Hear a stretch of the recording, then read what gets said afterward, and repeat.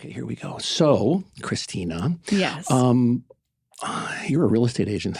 I am. Are you an alcoholic because of it? Are you?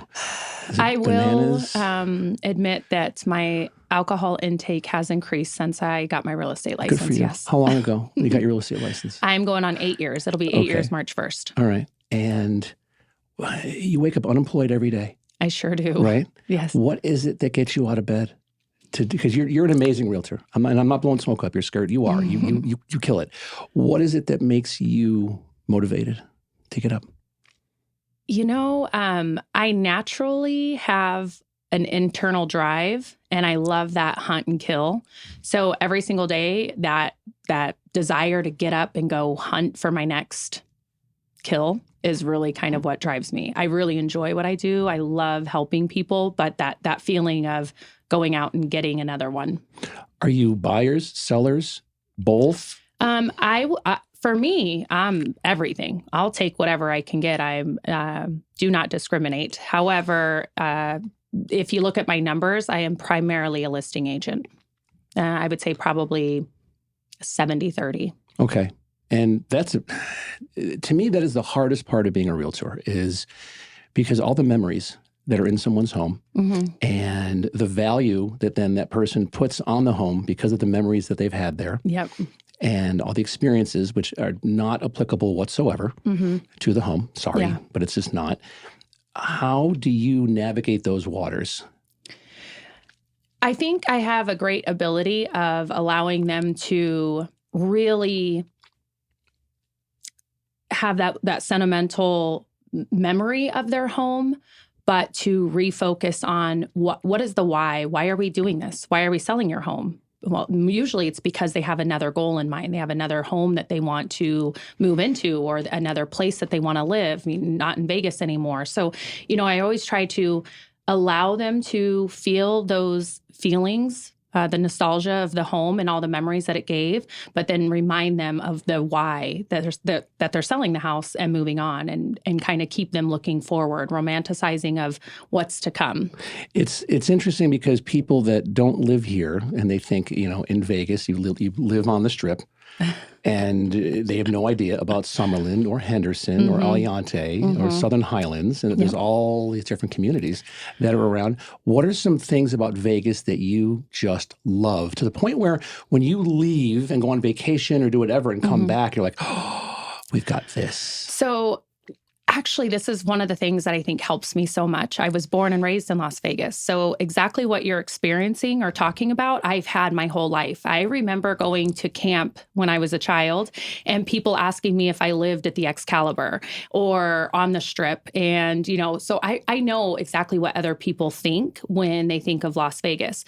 The great thing about it is I was born and raised here and lived here my whole life. I actually tease myself a little bit that I never moved away. So maybe ignorance is bliss, but I just love this place. I really freaking love Las Vegas. It's hard for me to imagine truly living somewhere else. Maybe I'll get, lucky enough and I'll have a vacation home somewhere, but Vegas is always going to be home for me. And there's so many reasons for that. I am crazy. I'm like a go, go, go, go, almost like to a negative default, because sometimes I won't allow myself to slow down. And that what I love about Vegas is it really feeds into that go, go, go personality of me. 24 hours a day, 7 days a week, I can find something fun to do. I love going out to the lake. I love going to the mountains and going snowboarding. Wait. We have a lake? There's a lake near, I thought that we live in the desert and there's no water here. Yes, that is true. We do live in the desert. However, we do have Lake Mead. And, I love boating. So I love to be able to get up in the morning and, jump in the car and take a 30-minute drive out to the lake and spend the day out on the water, which is something that most people don't realize we have that opportunity to do. And it's magical. It's beautiful. And we have skiing. We have skiing, yes. So 30 minutes away, same thing. We go 30 minutes the opposite direction, and you can end up in Lee Canyon. I am an avid snowboarder.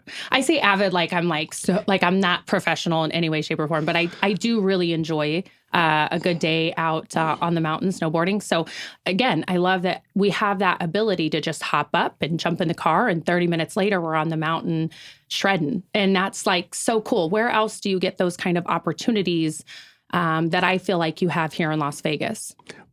And that is, I think, one of the biggest misconceptions of Vegas is that we are so limited in terms of what we offer you. Yeah. That you can, go to a show and go to the buffet or eat whatever, and then that's it. That's all we have to offer on this trip. What's so funny is, like, I don't even like buffets. So, or people are like, oh, you live in Vegas and you can go to buffets. Like, well, that sounds disgusting. Who wants to walk around and, I don't know, scoop food out of a bowl? Like, that's just seems weird to me. But anyways, yes, though, if that's your thing, any night of the week, you want to go to a show, awesome. We have that for you. You want to enjoy music and go see a concert? Yep, we have that too. You want a comedian? Yep, there's one of those on every corner also. Whatever it is that you enjoy. And again, this is, I also say, like, you have to be strong in Vegas. Las Vegas is not for the weak or the faint of heart. The faint of heart, exactly. Like, this place will chew you up and spit you out if you don't have some centered core value of, who you are and what you want. But for those of us who do and can, kind of control ourselves in a way, I mean, this is like an adult and family in a lot of ways playground. Like, I just think, again, there's everything. And we both have kids, and there is a ton of opportunity here to give your kids a very well-rounded type of education and environment in terms of real-world stuff. Yeah. Not very often are you going to be driving by somewhere and you see a giant LED truck with babes to your room, which happens. But then also it's like the Children's Museum here. Is phenomenal. Yes. The Smith Center, Moulin Rouge.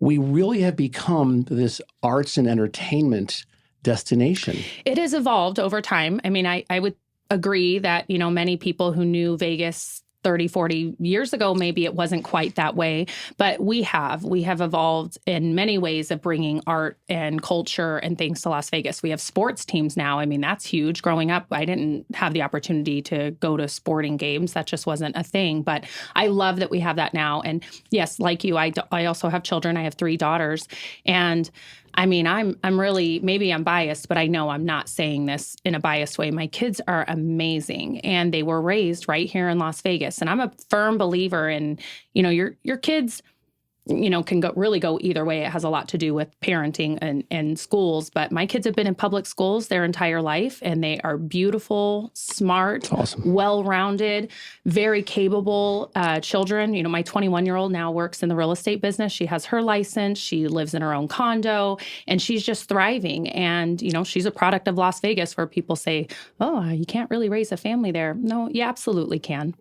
I think it comes down to parenting. It comes down to how much you're involved with your kids. And we've talked about this. And to be, if you're split, if you're divorced, and so the other spouse isn't there parenting with you, but if you can co-parent very well together, especially here, because there's so much stuff to do, and it's all a gauge on budget, time, and commitment, and what you want to be doing, and to make your kids better versions of you. Yes. 'Cause that's our job as parents, is to make, our job as parents is to make our kids better versions of us. And as we learned from what the good or bad is our parents did raising us. Yep. Right? And yeah, absolutely. So I have my 3 girls, like I said, and their father, my ex-husband, and we were high school sweethearts. We spent about 18 years together in total, and then parted ways very amicably. And I'm so grateful and so thankful for that. I tease him and even his wife now that I have the best baby daddy on the whole world, and she's the best. She's the best husband's wife that I could look for. And that's because we entered into this knowing that this isn't about us anymore, and it's about the kids. And we just want to give the kids the absolute best that we can. And it's worked out beautifully. And we are very supportive of each other. We're very flexible of each other. I work a busy schedule. My ex-husband works a very busy schedule. He's on the Las Vegas Fire Department, but he's also owns a local air conditioning and heating company. So he's very busy. We have a lot of support from his wife. And yeah, we just work as a team. And honestly, I think, again, it's like the best version of co-parenting or even parenting that you could possibly get. Of course, ideally, we would all love to, have a husband and wife, and you have kids and you grow old together and everybody's happily ever after. That would be ideal. But we all know that that's not always the reality. So I have the second best And some days I feel like it is the best because I get to be a mom and support those children and help them flourish and grow. But I also get to be me, and I get to be an entrepreneur, and I get to grow my business. And I have so much support from those people around me that are helping me, raise my children with me. I love that. I love that you have balance in your life. You probably are going to say, I don't have balance in my life. Because anyone that has balance is like, I don't have balance, you're crazy. But what is it that you do, like devil's in the details, my friend, and what is it that you do on a daily basis to be the best mom first, to be the best version of you, to be the best mom, and to be the best realtor that you can to your clients? What do you do? Oh, man.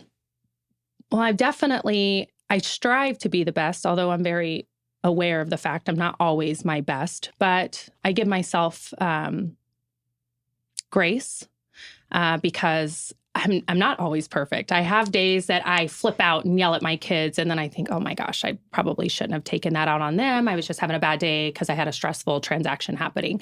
But I don't, let that weigh too heavy on me, and I give myself that grace. So I think that's most important. I also am very loving and open with my children. And when I get upset with them, I try to do the best I can to come and remind them how much I love them and support them, and I'm there for them. And my girls are just really good, and they're very supportive of me. They tell me all the time, Mom, we just want you to be happy. You've spent all these years, like I said, my oldest is 21, my middle is 16, and my youngest is 12.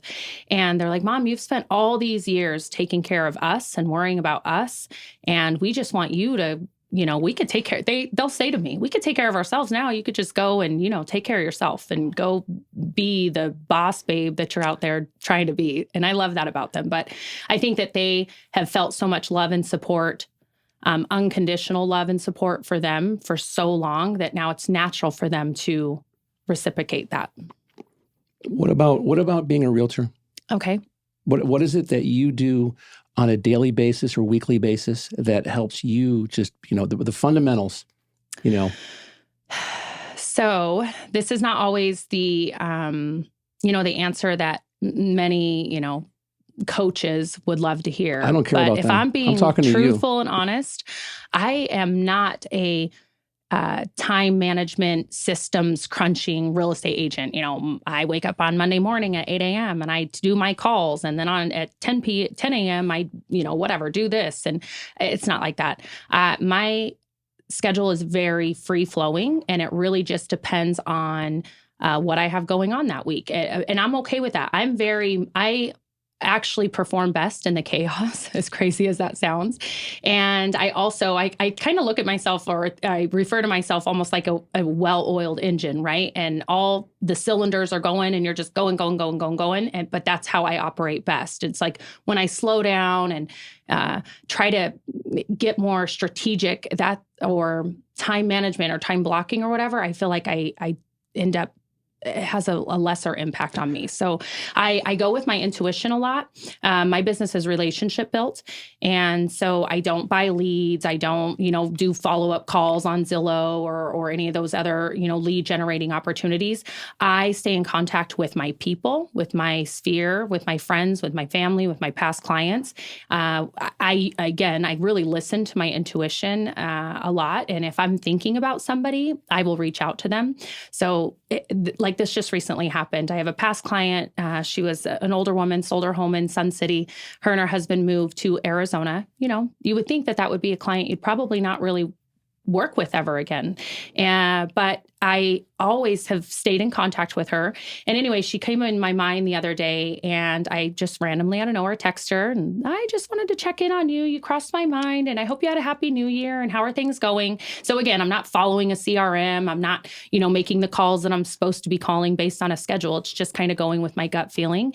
And lo and behold, she responds, oh my gosh, we miss you. We hope you had a great year too. We were just talking about you, her and her husband. We were just talking about you the other day because we're really not happy here in Arizona and we're thinking about coming back.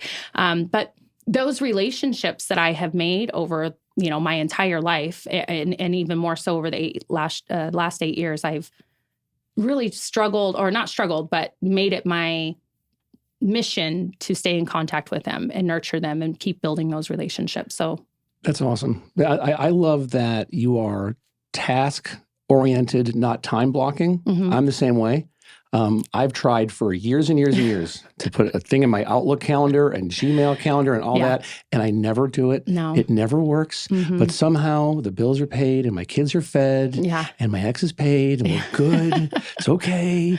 Everything's fine. And I think that not everyone's wired. To do that. If you are a high I in the DISC profile and you're a CPA or a financial planner and you love to read contracts, and which kill me now. I couldn't do any of that stuff. But people that have that type of brain and they're wired that way, God bless them. Yeah, absolutely. God bless them. So I do a lot of mentoring and leadership with other real estate agents coming in. It's kind of more of a passion project for me. I just really enjoy it. When I got into the business, I had so many people around me that were consistently trying to push me and encourage me and help me grow. And they were there to answer questions. So this is my give back to do that for other people as well now on the other side. But like you said, I tell people all the time, find out what works for you. You know, if you are awesome at open houses, by all means, go and do open houses. I haven't done an open house in like 6-7 years. Like so many people cringe knowing that. I had never had a CRM until like a couple weeks ago after 8 years. I didn't do things the way that traditional real estate experts would recommend. Do it like this. I went with my gut and my intuition and I did it the way I wanted to do it. And I'm not saying the way I did it is perfect, but like you said, it's paid the bills, it's worked for me, and here I am. So I'm just going to keep going with what works. And that's what I tell other people to do. I think that being an entrepreneur, waking up unemployed every day as a realtor, whatever works for you to achieve your self-worth and happiness. Sometimes that's monetary. Often it's not. It's not for me at all. Yeah, same. It's just not. And I know that when I made that pivot a few years ago, I've never made more money in my life than I do now. But I've never been happier with what I do, because you can kind of pick and choose who you work with. And people are going to either get attracted to you or they're not. You have to earn the right to work with somebody, especially with what you do as a realtor. It is, I say this often, it's the most stressful, biggest financial decision someone's going to make is buying or selling a home.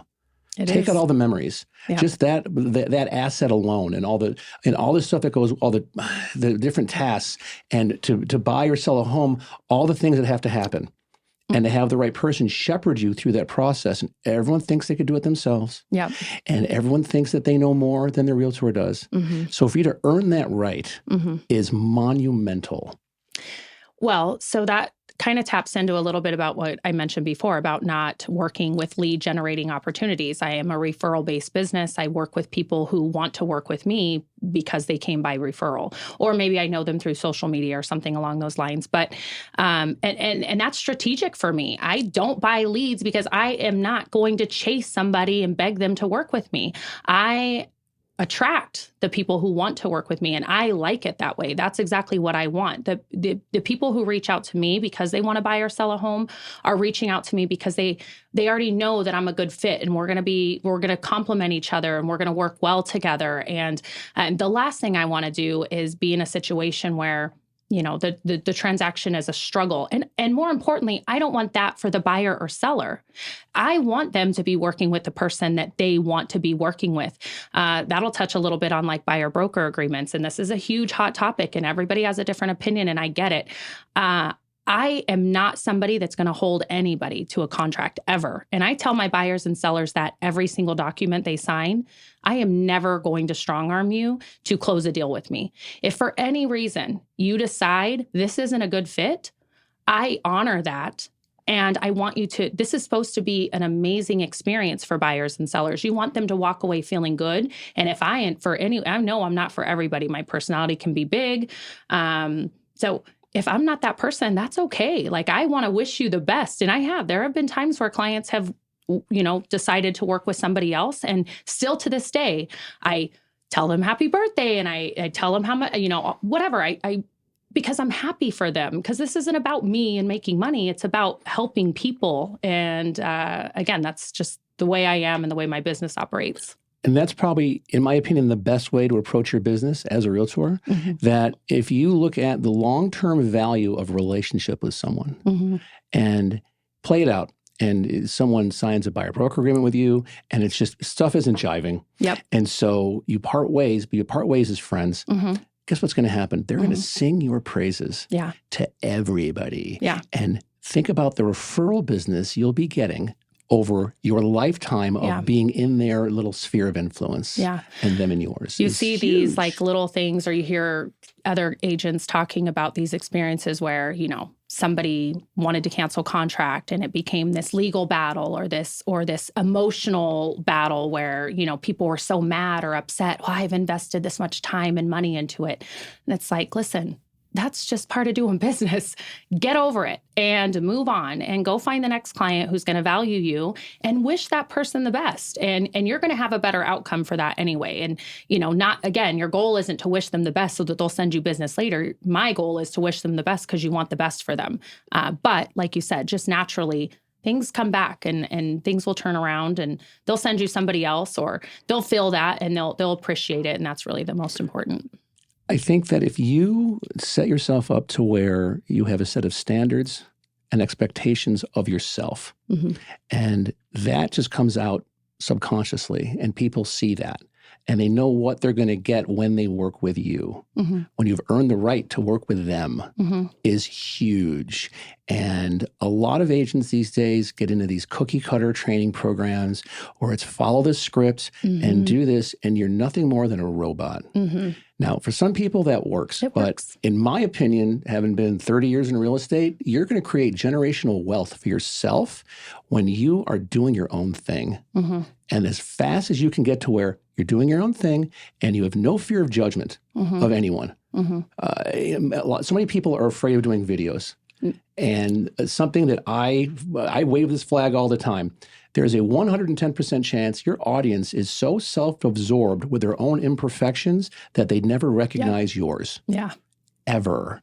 And we're so hard on ourselves. Right? We look at the video like, oh my gosh, look at my face. Oh, my outfit, whatever. Please. Like nobody cares. Please. Just stop. Nobody cares. And they don't care. It doesn't matter if you have a chive in your tooth and an oily T-zone. And I just have my breakfast you're good. in there. You're good. I've got you. I've got you. And by the way, that's the true test of like a friendship. Try this sometime, is if you're going out like meeting friends yours for whatever, put something like right in your tooth. See who the real friends are. And see who your real friend, a kind of friend, and watch their eyes will be looking down at your teeth, and not say a word. A good friend will say, hey, you've got something right here. But a true friend will fucking get in there and get it. nail and dig you right out and go, here, you had this. You want to keep it for food storage for later, or what do you need? That's a friend. I have some of those friends, thankfully. And those are invaluable friends. They are. And for you to have, getting back for a second about your lineage here in town, for people that don't know, to have the moniker born and raised is the best thing you can be here in Las Vegas, because we're so transitory here. You know, I would say every 3 to 5 years, people are leaving once they come here for one reason or another. Vice. I don't understand it, but okay. Right? Well, I mean, again, job security for me. it's wonderful job security for both of us, because people just think that they come here and then they're going to make $1 million a year immediately. Or no, you're still going to work hard. But there are wonderful opportunities here in Las Vegas for you in literally any, vertical out there.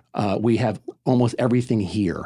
And to have that born and raised, like people will say to me, how long have you been here? Well, I've been here 10 years, but my son Jack is born and raised, and he's 7. You've only been here 10 years? 10 years. Oh, wow. I know. It feels like 100. I would have thought, I don't know. Yeah. I don't know why. That yeah, you would have been 10 here years. longer. 10 years I've been here. So and, do you love it? I do. We're going to flip the script and talk about you. Fine. It's funny. I came here from St. George, Utah, with at that time my wife, and then my bonus daughter, and came here for work. She loved it. I liked it, but now I love it here. This town's been very good to me. I hear that a lot. It's difficult for people who move here. It takes a little bit of time to really, but once Vegas takes the grip on you, it's like no turning back. It was like year 4 to 5, where you start just going out, you're meeting better people, and they know you for one reason or another, and that's when those real solid relationships start. I have friends from here I'll have for the rest of my life, and I know that. And it's a blessing. It's so cool. It's interesting to me because a lot of people don't have this either, but like my solid 5 best friends from high school, the girls that I went to school with and have known like all these years later. We won't talk about how old I am. But I mean, I already told you I have a 21-year-old daughter. So obviously I'm not a spring chicken anymore, but those girls are still my best friends and they all still live here in Las Vegas as well. And we're still very close. And I don't know what it is about, I feel like you don't hear that often and, but I got it here and I love that. Another reason why it's hard for me to imagine leaving or going anywhere. That's a blessing. Yes. To have your, circle, you're like mi familia. These are my girls. They are. And they would cross a river of fire for you as you would for them, right? Yep. And that's something I think that stronger relationships are built here because we're such a transitory community. Yep. And so many people are coming and going. And so many people, I mean, we both can have millions of stories about people that you literally on a friendship level fell in love with them. And next thing you know, they're out. Yep. And because of work or life happens and so they're gone. And you're like, I can't see me doing that. I mean, I'm 15 minutes to an international airport that can get me almost anywhere in the world. A lot nonstop. So I can do that. Our sporting stuff that we have now, the sports we have here is second to none. We have more 5-star restaurants in any community. Yeah, you could eat at a different restaurant every meal of the day, 3 times a day, all year long and not repeat a restaurant. Yeah, it's incredible. We are so spoiled here.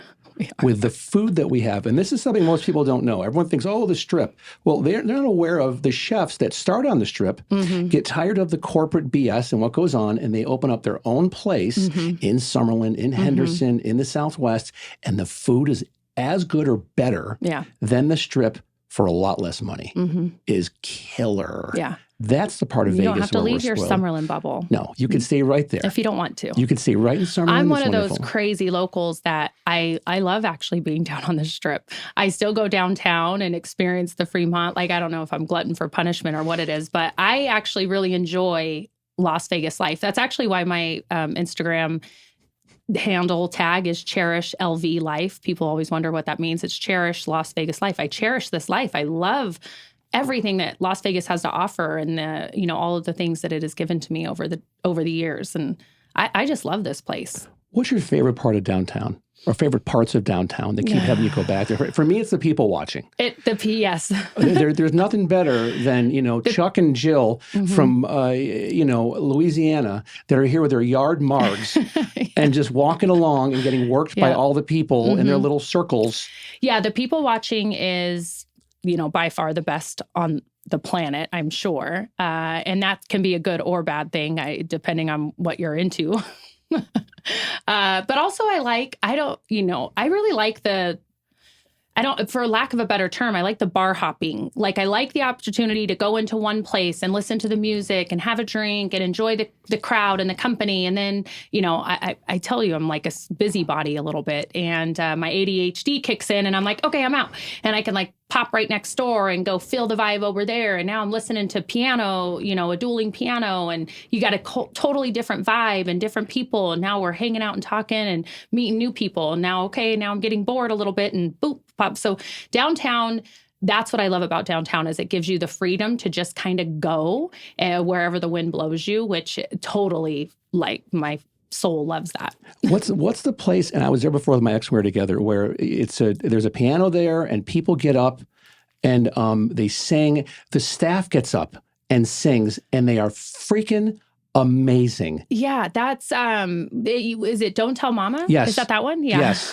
That place, oh my God. It is fun. Christina. It is. It's fun. It's like open mic night and people, but I love that again too, right? Everybody's got a couple cocktails in and now all of a sudden we think we're, the next Alicia Keys or something and we're going to town, and I love that. And here's the funny part is that at that place, people get up there and bring it. They do. Well, hey, what happens in Vegas stays in Vegas. Right? So they don't care. They let it happen. But even the staff, servers, bartenders, and they're bringing your drinks. Next thing you know, they're up on stage singing Bette Midler and amazingly well. Yes. What? Yes, I know. So cool. So you don't have to spend $150 for a ticket to go to some fancy show on the strip. You could go downtown and for, okay, $20 for a cocktail, you're getting a cocktail and a show. Yeah, it is. That is something that most people aren't even aware of. I have a love-hate relationship with going downtown. Okay. Just because of sometimes I love hanging out with people. Other times I just can't. With my ADHD, I'm like, like the Irish goodbye. Like I'm out. Goodbye. I don't say goodbye to anybody. I just leave. Who was I just talking to the other night about that? I went to Red Rock on Friday night after the governor's ball, and everybody ended up at the Circle Bar. And I got up to go use the restroom, and I was there by myself at this point. And I got to the restroom, and it just dawned on me. I'm like, I'm ready to go. So I left, and I had like multiple people texting, like, where did you go? Do we have to send out search and rescue? And I'm like, no, that's really kind of just my specialty. When I'm done, I'm done, and I'm just going to leave. And, probably not the safest thing when I'm out there by myself, but whatever. Our time is so valuable. Yeah. And we have to be so strategic to defend every second that we're awake. Whether you're in mom mode, work mode, you mode to nourish your soul, and whatever that is.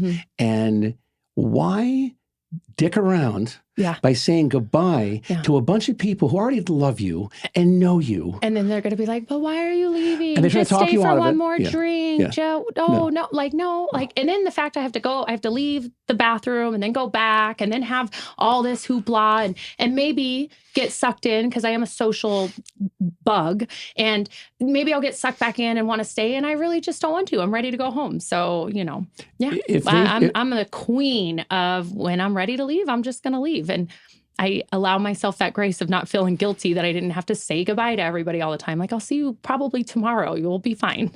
If somebody is that hurt by you not saying goodbye to them, they're not allowed to be in your sphere of influence. They're not allowed to be in the friend zone of Christina. I don't think that anybody gets hurt. They're pretty much just like, okay, well, see you next time. and the thing is, they should do the same thing. I feel like they reach out more, not because they're hurt, but more like, are you okay? Concerned. So for that, I can appreciate. I can appreciate people wondering why I suddenly just disappeared.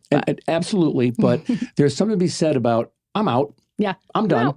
I'm done. I mean, I don't know who came up with this phrase, Irish goodbye. I've been doing it for years. Yep, me too. I didn't have a name. It just had, I'm tired. Yeah. Or I'm bored. I'm ready. I'm ready to go. Yeah. I want to go home. I want to turn my AC on like 70. I'm going to eat a gummy, and I'm going to put on whatever's on Netflix. Oh my gosh, you sound like you're going to my house at night. It's the best. Except the air conditioner is usually at like 69 because we like it super good and crispy cold, because then we can put on as many blankets as we want, and This is my first house. Enjoy that gummy and go to bed. Which is legal here. Yeah, it's wonderful.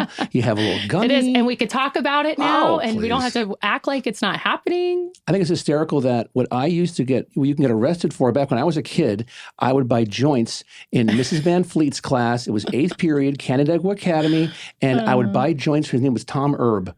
I'm not making this up. And it was $1. And I would take $1 and put it in my English book and slide it over to him. And he would take the $1 out and put the joint in and slide it back to me. It was wonderful. So you want to know what? I actually was not a pot smoker or anything all through my teen years or even my young adult life. This is actually more of a newer thing, probably because now it's legal.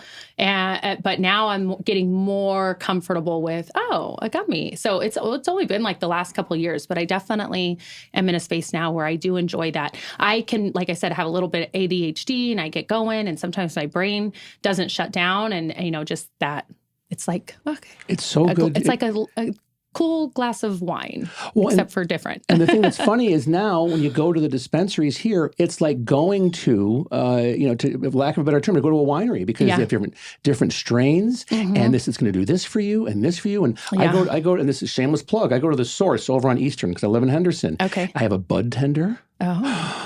Bud tender. Awesome. Yes. And I get in and you check in and they have these iPads and, hey, Jeff, last time you got this, how did that work out? Do you want to look for something else? We have this on sale right now. And I'm like, and I get my points. I'm all about getting my points, my frequent flyer miles. I'm a fan of Planet 13, but it's probably more of like a touristy spot. But they just have a big selection. So, and it's like an experience going in there. You feel like you're shopping for something. I have to go there sometime. I've heard a lot of good things about Planet 13. And I like it. It's something that once you find whether you're edibles or a pen or you smoke it, whatever, and you get your strain that you like and the dosage or how much and you are just good. I'm really curious to see how this is going to come out on a podcast. I love it. Okay. Well, you know what's gonna happen is anybody who is Googling cannabis friendly real estate agents, realtor comes up and then Christina Chipman's gonna be, you'll be right there to Google search. And some of the people who know me are gonna be like, really? I would have never known. But well, here's the thing. It's legal. It is. You are smart enough that you're not going to put yourself in harm's way. Right. I know that, like, if I'm going to a Knights game and I take a gummy, ahead of time, I always Uber. So every time I can't that I would go straight to sleep. And it doesn't matter what strain it is. They say that there's other strains that don't make you tired. There's there's sativa or the indica. No, it all makes me go to sleep. So I don't even try. And I know this, and anybody who's a friend of mine knows. They're like, do you want something? Absolutely not. Not until I'm like at home in bed, because even at home, I'm sitting on the couch and I can't make it to my bed because my legs don't work anymore. Like I have to be where I'm going to sleep or it's just not going to work for me. I have found that here's a secret just between us because no one's listening or watching this. I had a date last night with somebody who we've been talking for months and was very excited for the date. But also I was like, so I ate a gummy before the date. There you go. Yeah, loved it. It helps you calm? Loved it. I could never do that. Loved it. This would be me on the date. So good. It was so good. People would be like, okay, she's boring. Yeah, it was so, and for me, it was just like, yeah. And loved it. But it's, again, like with you, you don't do it where, I love going home and doing it because now I have like one of those Nest thermostats. So I can change the temperature while I'm in bed from my phone. Yep. Oh, it's wonderful. I have that too, but it's not the Nest. It's called a Sensi. As long as it works. As long as you could change the same thing. Change your temperature from your phone. Change your temperature right from the bed. And like I'm rewatching right now Boardwalk Empire with Steve Buscemi on HBO. But whenever good like Netflix stuff comes out, I can't wait to get home. Get home and just sink into the bed. I get all my whatever I need to get done. And then I'm like, take the gummy and I get into bed and get the AC down. And it is that's a good life. Yeah. We are living a good life. Really good life. We are living a good life. Getting back to what we're talking about now, your business, is it locals? Are you doing anything from like out of state? Is it California people you're seeing? So yes, I do work with a lot of people who are moving in or out of Las Vegas from obviously other areas. We're seeing a lot of people coming in from California. I mean, that just statistically, that's what's happening. And yes, I'm working with them as well. But again, usually it's through a referral source. So maybe it's a real estate agent in another state that I built a relationship with. As I mentioned to you before, I've served on different leadership roles with the Las Vegas Realtors Board of Directors, also with the Women's Council. I serve on NAR committees. So I've been traveling to different conferences, NAR conferences, ever since the beginning. Hold on 1 second. What's NAR for people that don't know? So NAR is the National Association of Realtors. And that is basically like, the top dog in terms of having a membership of being a real estate agent. And then below that, you have state associations. So we have the Nevada Realtors Association. And then locally, we have the Las Vegas Realtors Association. So it's really just the memberships that, basically classify you as a realtor, number one. And then also for me, it's the opportunity to have those go to conferences for education purposes, learning, staying in tune with what's happening, not just locally, but within the state and on a national level. A lot of things that are happening in our housing market is happening everywhere. So it's great to be able to have your, thumb on what's happening in other areas and other markets because it helps us stay in tune.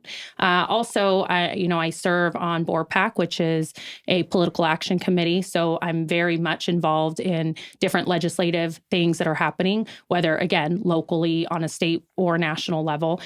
So being a part of NAR and traveling and going to these different conferences and attending different, speaking engagements or whatever, it just helps me stay educated and stay relevant into what's happening and at the best of my game, which I can take back to my clients now because now I have knowledge that they otherwise would have no idea. A lot of the things that I get to experience or hear about all day, every day. It's because this is my business. I'm staying in tune with what's going on because that's what I'm supposed to be doing. That makes me a better real estate agent.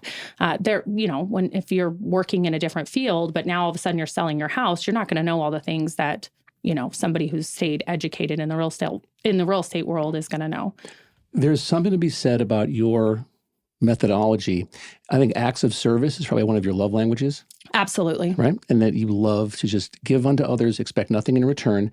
But you work it, man. Like you work it like none other in terms of the different committees you're on and different organizations you're members of. And for you, you're not going to learn or get great value from a weekly or monthly Zoom call or training and to be there or watch a panel of people talk, where most agents go to that stuff, they take all the notes and you say you're going to do it. And then as soon as you walk out that door, life happens and it's all gone. Yeah. Or you're being more proactive and saying, nope, I'm going to go to Washington, D.C. I'm going to go to Carson City. I'm going to go wherever and immerse myself in what's going on. Yeah. Right? Yeah, absolutely. So I mentioned to you, I've been in the business 8 years. I have been traveling to the conferences NAR provides. They do a mid-year conference every year in May. It's called our Legislative Updates. It happens in Washington, D.C. And it's where you get the opportunity to go and hear what's happening in legislative measures. But more importantly, you get to have the voice of bringing what you're experiencing at ground level here in Las Vegas to them. You have the opportunity of telling them, hey, these are the concerns we have. These are the areas that we're struggling and that we could use some support from legislative, the people who are making the decisions, right? But also those are great opportunities. So these are just the icing on the cake or, the benefit to it. I also have an opportunity to meet other real estate agents across the country, and they become my friends and my referral partners, which is a huge benefit. When I have a client come to me saying, hey, I'm selling my house and I'm moving to Texas. Well, hey, how about instead of you getting online and Googling a Texas real estate agent and you're going to get a 1 out of 100 shot of if they're going to be even decent or not, let me help you find somebody that I know is educated and experienced, and they're going to give you the absolute best service you need. And so again, I'm able to bring this back and allow it to benefit my clients. And same thing in return, those agents in other states can call me. They know me, they've met me, they've seen me for years, stay at the top of my game, and they feel comfortable sending their friends and family to me when they're coming to Vegas. And that's huge. I mean, it's huge to get a referral from a previous client.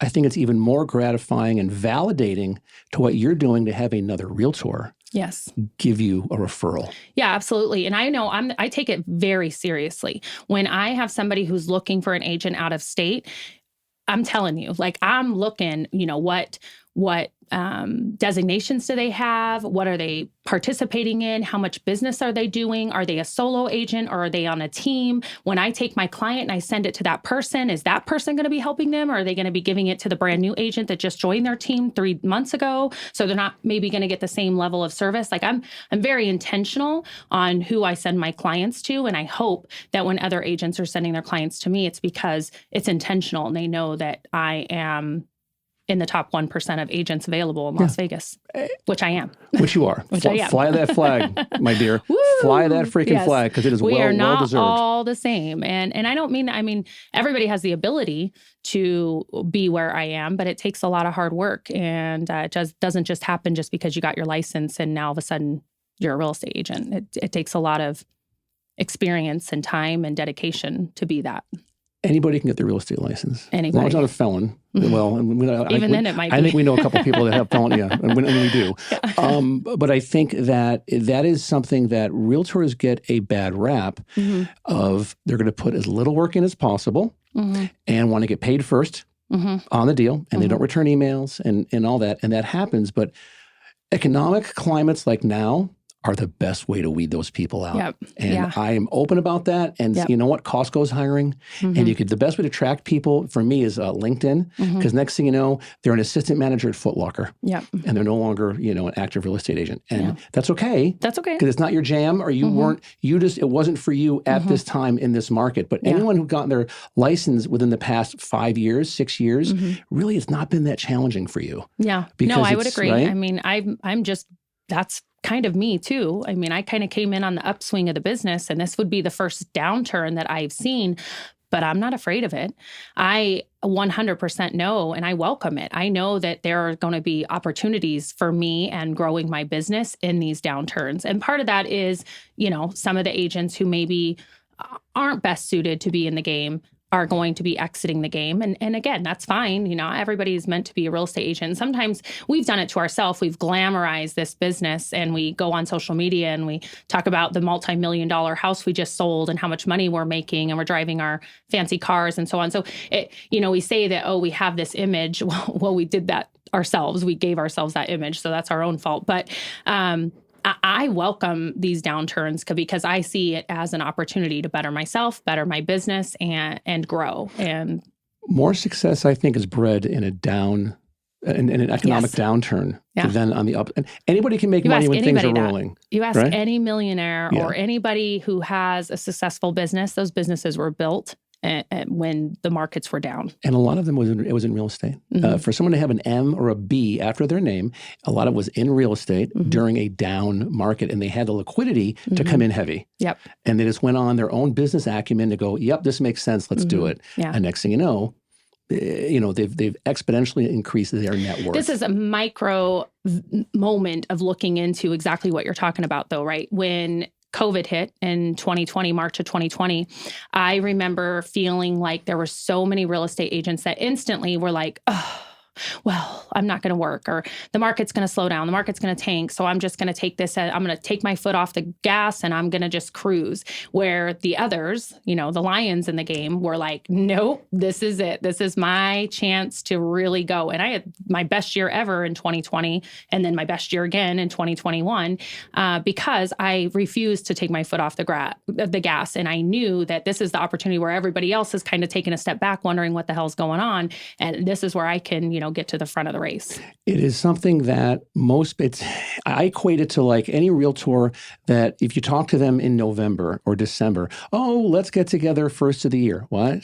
Yeah. What? Yes. There's still people buying and selling homes right now in November, December. Yeah. And I was doing business back during COVID, and that March, April, there were agents I was speaking with that were literally saying, well, I'm going to wait and see how things ride out. Like, wait, what? What? Okay. Listen, I'm okay. Hey, if you want to wait, you go wait. I'm just not going to go wait. The person that you are not calling or not reaching out to, there's a 100% chance I'm going to. Yeah. Or somebody else. The rest of us are going to do it. There's I have going to. a good friend of mine in the business, and I won't say her name, but I overheard her saying, like in the August, September time period of this year, when we all knew in July, the market hit a big wall and it was boom, and it slowed down immensely for everybody, even for myself. I was doing, 5 deals a month on average. And then all of a sudden I'm doing 1 or 2. And that was a struggle. But it is what it is. That was the market. I could have very easily been the person, like my friend who was like, you know what, I'm just going to take the winter off. And I'm going to spend time with my family and I'm going to enjoy. And because things are just slow and it's too hard. It's too much work because we're working 3 times harder to get a third of the business. That's the truth of it. But it is what it is. Like whatever. I'm in the business to work. And so I kept working. And I know that there are agents who didn't close any deals in the fall of last year. And then there's those of us who, you know what I mean? It was harder, yes, but we're still doing deals. And then there was other ones who even by far outpaced me and they picked up in the fall, which kudos to them. Congratulations. Keep going. If you have proper systems in place, you're bulletproof. You're bulletproof to chronological evolution and the months passing by. You are bulletproof to economics, any of that. If you have stuff in place, and having proper systems isn't just like a good CRM. Yeah. I work some agents that they're like Excel spreadsheets and that's it. Yeah. Which blows my mind. I'm like, okay, but it works for them. And they're at a point where they're making the money that they want to, and they have a lifestyle that they're happy with. And I think going back to a great point that there is so many agents, and we know a lot of them, that are on, let's say, Instagram with a giant audience, which, by the way, they've paid for that audience. if you do the homework, that's not all people that are following them organically. Yeah. And they're driving a nice car, or they're at this luxury, broker open, and it's a $6 million home. Well, if you have a real estate license, you know the right people, you can get into all those for free. Yeah. And that's fine. And there's a good chance that the car you're driving to look good on Instagram is leased, or you're making payments on it, and you're probably upside down on it, or I remember meeting with somebody and they were at a very good firm here in town, and his car payment was like $1,600 a month. Wow. And he was just grinding it out, doing his thing, getting leads from the broker and on that team. And I'm looking at him going, are you freaking kidding me? Like $1,600 for your car? Do you really think that plays a role? Almost my mortgage payment. Right. I think my mortgage is like $1,900. Like, we all do okay, but now, and we're going to talk about this now also, is like looking forward to what's going to happen, moving forward in 2023. I'm a big fan of Elon Musk. I love him. The guy's on the spectrum because he just doesn't care about when he talks. But that's what we love about him, That's right? what we love about him. God, there's at no least filter. Whatever he's saying, you can take it, and it is what it is, like it or hate it. He has zero filter, and he always has. Like as a kid in South Africa, that was him. And and he's saying, put your money away. Save, and hopefully it's a soft landing, and that's what a lot of people are saying now. I was looking for a soft landing in 2023, but I'm downsizing. I'm looking to get rid of my car and get something else that's cheaper, just to have lower expenses because we don't know what's going to happen. What is your gut telling you for like right now and moving into now, like we're in the beginning of 2023 for the housing market? So, I'll be the first to admit, I, had several really great years and was making great money, and I was treating myself. I was one of those ones that I went and bought my, boat so that me and my family could enjoy our boat, and went and bought a Can-Am so me and our family can enjoy our Can-Am, and, took vacations. But that's okay. Again, I'm very graceful with myself. Like, that's okay.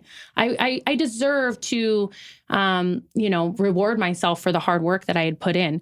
But I was also, I'm very, as soon as I saw it come in that June, we knew that May, June time that this was happening. The interest rates were creeping up, and that was going to completely put a halt to the real estate business. So I was very forward thinking. I knew it was coming. So I instantly started making adjustments to my business of where I was spending money and where I wasn't. And I'm very glad I did, because I started, instead of spending on some of the extras, I started readjusting and dumping money into my business. And I started to put more money into, reinvesting into myself so that when the business is turning down, I'm picking up speed in the business. So I've really doubled down, is what I call it. Back in August of last year, I completely revamped all of my branding, revamped my website, implemented my CRM, started doing direct target marketing to past clients and Sphere, and, so all of those things.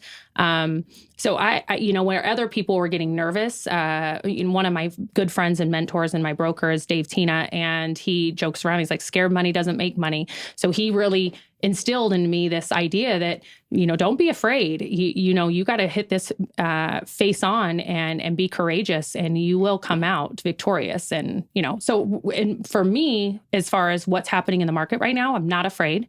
I have made adjustments in my lifestyle to make sure that I'm not keeping up with pace of what I was doing a year ago, because that's just smart. You have to readjust.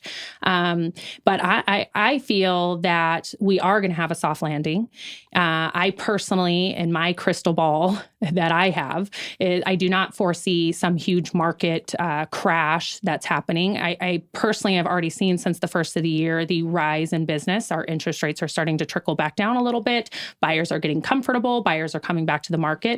So I feel like, again, who knows? But I feel like we've weathered the dark winter and the cold winter, and now we're going to hit our spring, and things are going to, continue to be a little bit more normal, which again is a good thing. You ask anybody I talked to over the last 2 years, clients or otherwise, we were in an accelerated market. And was it good? Sure, it was good. It was good for me as a real estate agent. I was making a lot of money. It was good for my sellers. They were cashing out on their assets. But was that good? No, not for the long term. I mean, we had to have a correction. We could not keep going at that pace for any continued period of time any longer, because that was just going to be devastating in the long run. So again, I've welcomed the change. I'm embracing it. I'm not afraid of it. And I think that this is going to be a better position. We're getting buyers back in the market who are currently renting, who want to buy. And that's super important to me. The opportunity of home ownership and the opportunity of being able to build equity and leverage that equity into your future, again, whether it be education or generational wealth. And at the pace we were at before, we were eliminating that opportunity for people. We were seeing double-digit appreciation rates year over year, and that is not sustainable anywhere. We just can't. We can't do that. No. So again, as much as it was nice, it was not healthy, and I was okay with that stopping. Our saving grace is that big old fat state over to the west of us. Yeah, right. And I think that, and I'm open about this, I say it all the time whenever I speak, is I think that the Las Vegas Realtors, the association here that governs all licensed realtors, you should be garnishing all of your commissions by 1%. It should go to a super PAC to reelect Gavin Newsom, governor of California, in perpetuity, forever. Let that guy do his thing, because I thought Jerry Brown was bad for the state of California. And then all of a sudden, this guy comes in. And I mean, as long as you're a realtor here, mazel tov. You keep doing you, Gavin. Yeah, I don't know what the heck is going on over there, or even the mindset behind it makes zero sense. But again, hey, whatever. I don't live there, and I guess it ain't my problem. And I welcome all those people in California who are like, it's time to get out of here. There is a better way of life. Yeah, maybe we're not going to live on the beach, but you can get to the beach fairly quickly. And the quality of living here is far superior in many ways, especially on a financial set. Like, I mean, really, I don't know. I get this goes deep into just, I don't know, I'm not trying to get into politics, but like, who the heck wants to go to work and work your tail off all day, every day for the majority of your life to give it all away for them to spend it on who knows what the heck it's getting spent on? That just seems crazy to me. So I'm big on, I want to work and I want to contribute. Again, I have a family. I want to enjoy parks. I want great schools. I want, good law enforcement. I want, first responders. I want good roads to drive on. I want all the things that everybody wants. But, sometimes, I don't know, those numbers just keep climbing and they don't really make sense. And the last thing I want to talk about with you, and this is to keep going with the whole California thing, because we see about 40% of everyone that leaves California, 40% of them come to Southern Nevada. Yes. And so if I was in California and my home is listed to be sold or pending, and I'm looking to leave, and for one way or another, our paths cross, why should I move to Southern Nevada from California? Well, I'm going to say the number one things is just the quality of life. And when I say quality of life, I'm talking about financially. The cost of homes is significantly lower. Our property taxes are significantly lower. Our state taxes don't exist. So just those couple of things by themselves are going to make your ability to provide for yourself a quality of life. Maybe you're not going to have to work so hard and be able to spend more time with the things that are important to you, your family or otherwise. I mean, that's the biggest one is, you're going to be able to build generational wealth. A lot of people I know in California don't even have the opportunity to get into home ownership. They are perpetually going to be renters for the rest of their life. So if you're in this cycle there and you're working and you're making good money, but you're consistently paying rent because you don't even have the opportunity to buy because you're, a median home there is $1 million.